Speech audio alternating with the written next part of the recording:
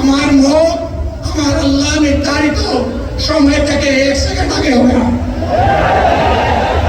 এবং হায়াত যা দিয়েছেন তার 1 সেকেন্ড আগেও আমি যাব না।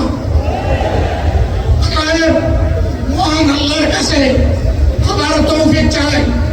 আপনাদের কাছে যে কষ্ট হয়েছে আপনারা, আমি তো এখানে শান্তিতে বসাছিলাম, আর চতুর্দিকে শুধু দৃষ্টি বুলাচ্ছিলাম।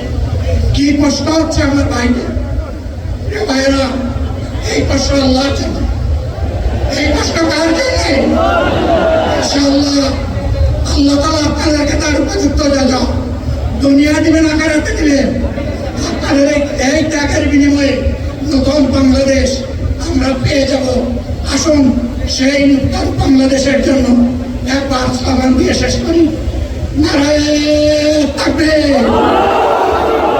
আসসালামু আলাইকুম ওয়া রাহমাতুল্লাহ।